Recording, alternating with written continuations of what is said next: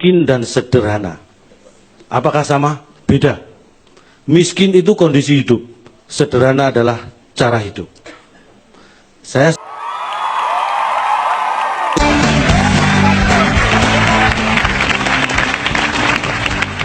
jumpa lagi kita berjumpa dengan saya, Cak Lontong, salam lemper.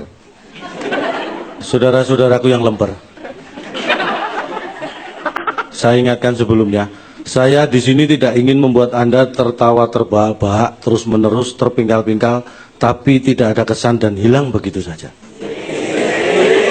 Jangan mendesis, Anda manusia bukan ular. Saya kesini untuk mengajak Anda mikir. Bukalah pikiran Anda. Saya akan membahas tentang miskin dan sederhana. Apakah sama? Beda. Miskin itu kondisi hidup, sederhana adalah cara hidup. Saya sering makan di warung, ada yang tanya, Cak Lontong kok nggak makan di restoran? Miskin ya? Saya sederhana.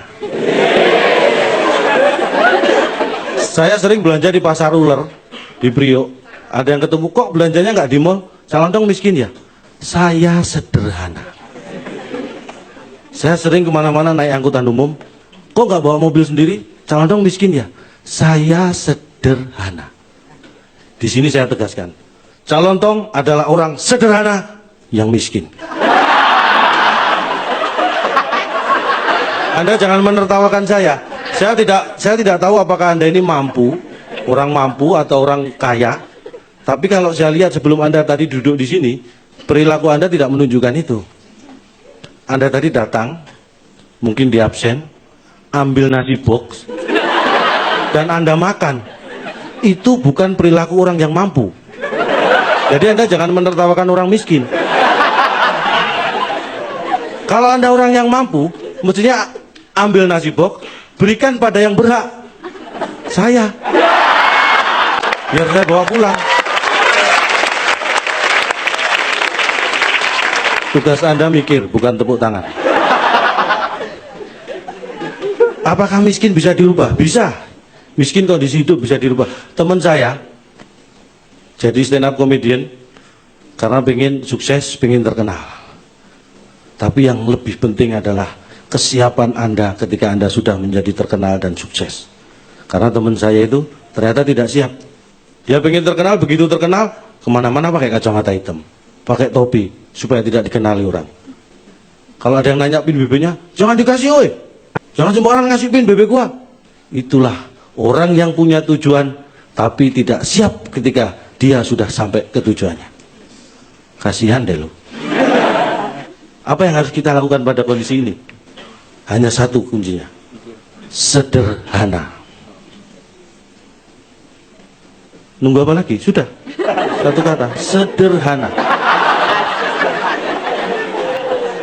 Sederhana itu tidak berjalan sejajar dengan orang miskin. Belum tentu. Sederhana belum tentu berjalan sejajar dengan orang kaya.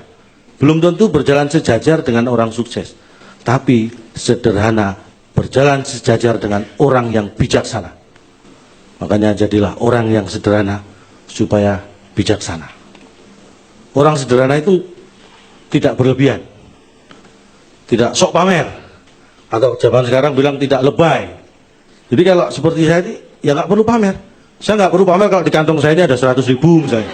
Nggak perlu. Kantong satunya misalnya ada. Ini nggak perlu dipamerkan. Belum lagi yang di kantong atas. Ada. Ini lebay namanya. Lebay. Loh, ada lagi. Lebay. Ini nggak harus dipamerkan. Itu lebay namanya.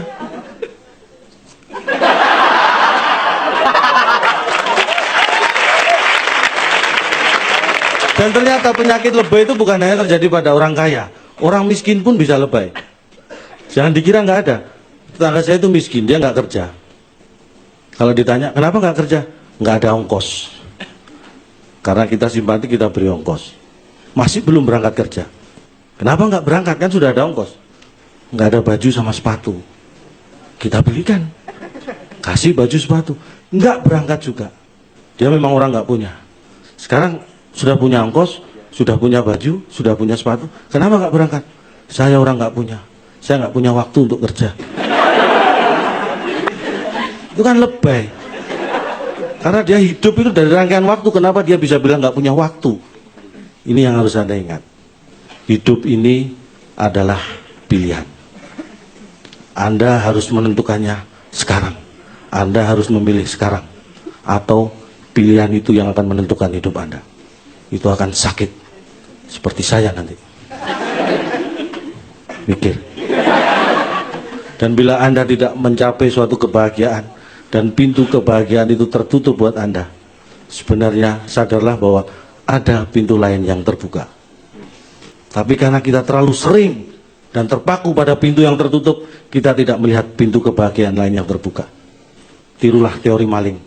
Begitu dia menemui pintu tertutup, dia akan berusaha mencari pintu yang terbuka lain.